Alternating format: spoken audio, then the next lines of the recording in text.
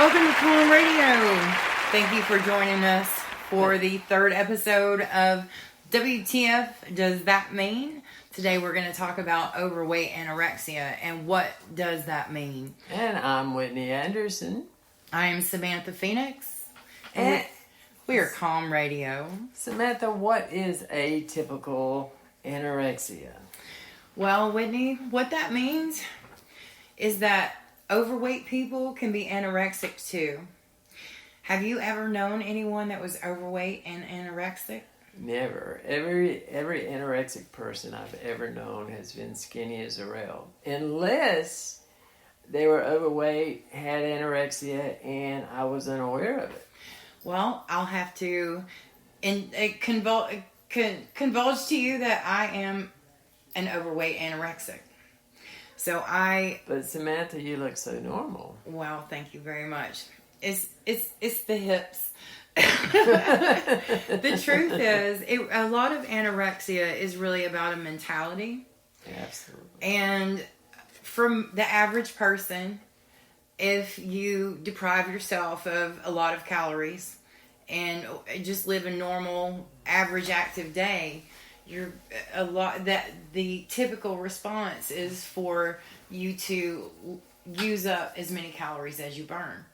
That's the typical anorexic. The typical anorexic eats about probably 100 to 800 calories a day. Okay. Now, you say eat this much. What about drinking? Well, all together, Okay. Around that. And they're very obsessed with every bite they eat. All those same things are true with the atypical anorexic, except that our bodies work a little different. Our bodies want to store. They want to hold on because of that feeling of being deprived. It basically throws our bodies into a storage mode.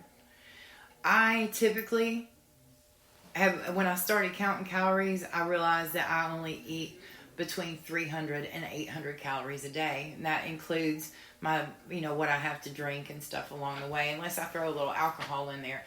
And those are the days when I do eat a little something like from Crystals or grab something from McDonald's or have something with a little more sugar in it or something like that. Those are the days I may actually get up to around 1,000 to 1,200 calories. Okay. But even at that, a lot of times with those things, I still stay under 1,000 calories per day. And I have gotten to a point of training myself to just not be hungry. And the reason for that is because as a young child, I really enjoyed eating. My mother enjoyed feeding me. I lived with a family of Southern women that were amazing country cooks, and we ate delicious food. Yeah, it sounds like we come from a very similar background, mm-hmm. and believe it or not, I have an issue. I've struggled with my weight my entire life since I can remember. But my issue is if I'm not consuming sugar, I really find myself not consuming that many calories at all. And to sit down and eat, I would say about the most I will consume is a couple of hundred calories. And I'll do that 5 or 6 times a day. That's actually very healthy. That's actually a very healthy way to do it. And actually something that I'm trying to do more of now myself so that my body feels like it's being fed on a more regular basis so it no longer tries to hold on to what I do intake. And I have a really hard time eating early in the day. I have a hard time eating when I get up in the morning. Usually I'll get up and it'll be sometimes 6, 7 o'clock in the evening before I even try to eat because I just don't feel like it. And then when I do eat, I'll eat one meal. And it's funny because what I consider to be binging is still about a half or less than half of what the average person eats in a day. So when I feel like I'm binging, anyone else would just consider it a regular meal. I know. I understand how you feel with that. I do. By the small portion meals that I eat. And let me reiterate the fact that when I say I eat small portion meals, I eat small portion meals during time frames when I'm abstaining from sugar. There seems to be a very I do have a little issue. I love sweets. Me too. I do too. If I'm going to eat sugar or a lot of carbs, I'm going to eat more food. I'm going to eat more of everything. But the times that I abstain, my entire body feels different. It's a very satisfied feeling, a constant satisfaction. It's not. I'm not constantly hungry. I don't feel like my body's constantly searching for something new. But so I guess what I thought was abnormal seems to be something good. Yeah, that actually is a really healthy way to keep your metabolism going. Having smaller amounts more often during the day instead of a regular 3 meal a day kind of thing and the 4 food groups and blah, blah, blah. Honestly, what I've come to understand, and this is how I have been going through my awareness of my eating disorder, which I was told I didn't have because... See, this is the biggest problem and what continues to propagate this issue for people like me that are overweight and anorexic.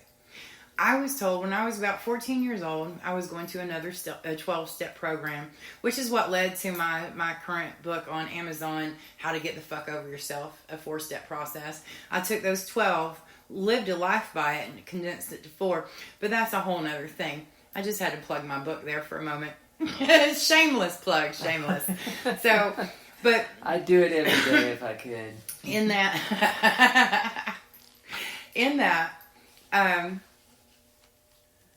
where was I going with that? I was talking about, what was I talking about? I just totally threw myself off track with my shameless plug. Your 12-step program. Yeah. I was going to another 12-step program, and I was introduced to Overeaters Anonymous. Okay. And so as I was sitting there and I was listening and I was talking to people, and I was, they were talking about the different types of disorders like bulimia, which is the one where you binge eat and then you hurl. They were talking about just, your typical like stress eating and overeating and, different types of binge eating. And I was like, okay. And then they talked about anorexia and I was like, oh, okay. So that's the one that I have. I'm anorexic. And they laughed at me and told me that I couldn't be anorexic and fat. That it doesn't work that way. And I'm here to tell you right here and now, that's the biggest load of bullshit I ever allowed myself to eat. And from that moment on, and in fact, even before that, I had guilt. Every time I would eat, it made me feel guilty. And from that moment on, when everybody would tell me I needed to eat less, I was like, for fuck's sake, how can I eat less and survive? Which made me that much more guilty.